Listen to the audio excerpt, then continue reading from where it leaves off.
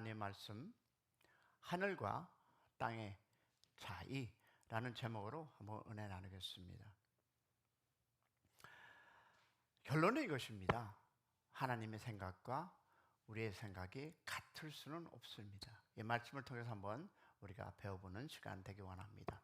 이사야 55장 8절과 9절, 이 두 구절 말씀을 가지고 우리 한번 은혜 나누는 시간 되기 원합니다. 자, 우리 말씀 보겠습니다. 이는 내 생각이 너의 생각과 다르며 내 길은 너의 길과 다름이니라. 여호와의 말씀이니라. 이는 하늘이 땅보다 높음 같이 내 길은 너의 길보다 높으며 내 생각은 너희의 생각보다 높음이니라. 아멘. 자, 여러분에게 이런 질문을 하면서 한번 오늘 말씀을 오픈해 보겠습니다. 여러분, 갈등의 뿌리는 어디에서 나옵니까? 답은 벌써 나왔는데요. 갈등의 뿌리는 생각의 차이입니다. 여러분, 하루를 시작하면서 우리는 가정과 직장, 교회와 사회에서 그리고 작은 갈등을 우리는 만납니다. 자, 그러면 또 한번 질문할게요. 다툼의 시작은 어디서 시작됩니까? 다툼의 시작은 여러분 대부분 보니까 의견의 차이에서 비롯됩니다. 자, 생각의 차이, 또 의견의 차이. 그러면 왜 저 사람은 내 말을 오해할까? 나는 이런 식으로 나누었는데 왜 오해를 하고 상대는 그것을 잘못 받아들이고 나에게 저럴까? 나는 분명히 말했는데 왜 상처를 줄까? 이것이 보편적으로 우리 안에 드는 생각들입니다. 그런데 더 깊이 들어가 보면 이 모든 갈등의 뿌리는 바로 생각의 차이입니다. 자, 그리고 하나님은 오늘 이사야 선지자에게 이렇게 말씀합니다. 내 생각은 너의 생각과 다르며 내 길은 너의 길과 다르다. 자, 여러분, 그 차이가 얼마나 큽니까? 하나님은 하늘과 땅의 차이로 우리에게 얘기하고 있습니다. 우리도 자녀들에게 그런 얘기하죠. 너 생각과 내 생각은 하늘과 땅이야. 근데 하나님도 우리에게 얘기합니다. 자, 이 말씀은 뭐냐면 우리의 신앙생활에서 너무나 본질적이고 중요한 메시지를 담고 있습니다. 왜냐하면 우리는 너무 자주 내 생각이 옳다고 내 방식이 맞다고 고집하며 살아가기 때문입니다.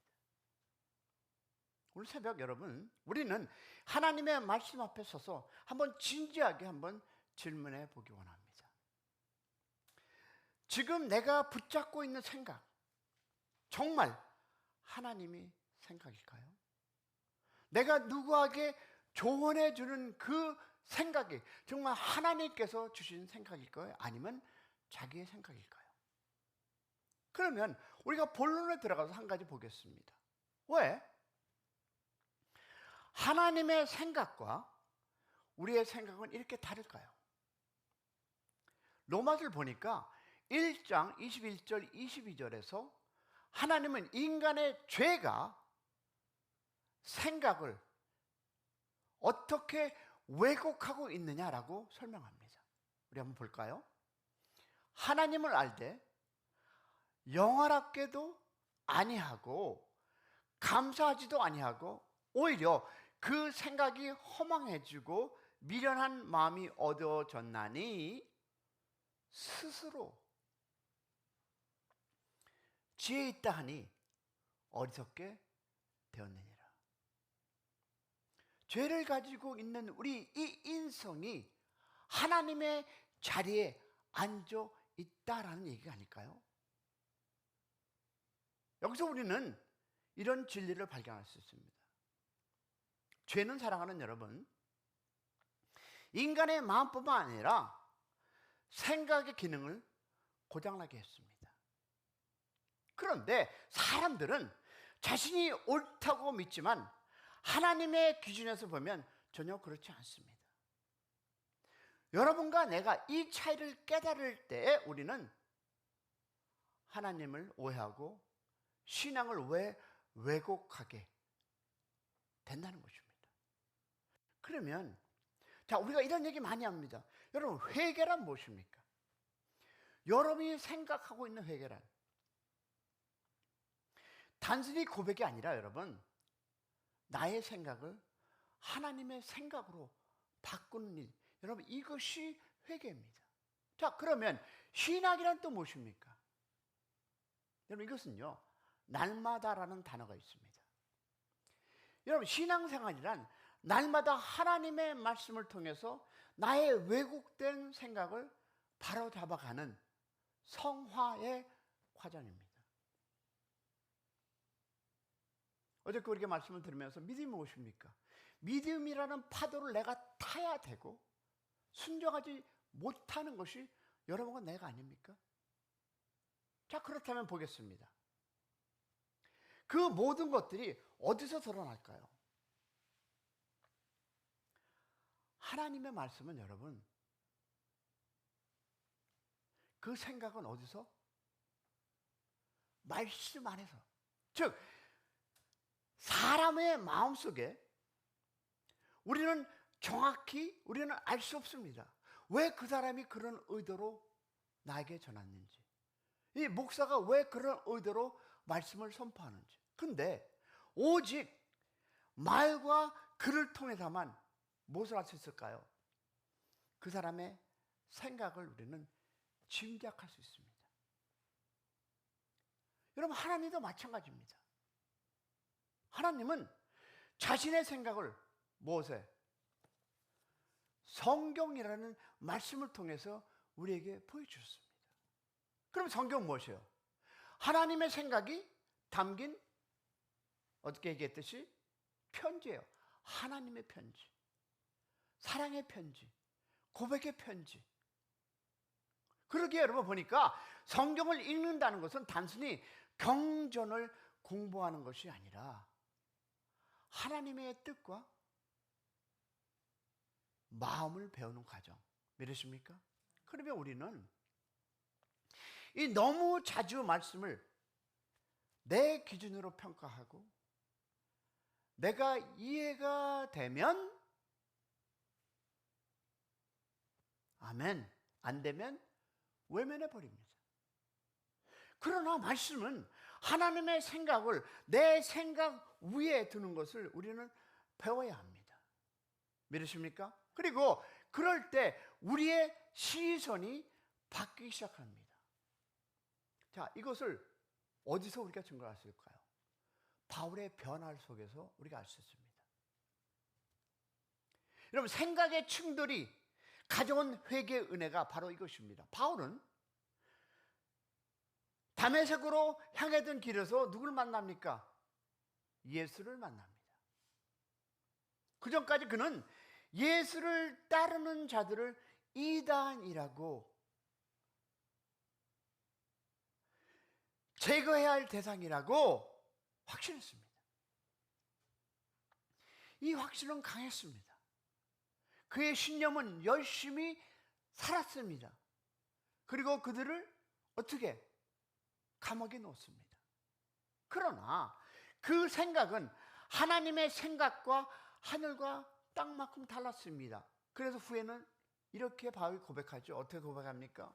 디모데전서 1장 13절을 보니까 내가 전에는 비방자요, 박해자요, 폭행자였으나 도리어 긍휼을 입은 것은 내가 믿지 아니할 때일지, 그죠? 못하고 행하였습니다. 그는 몰랐기에,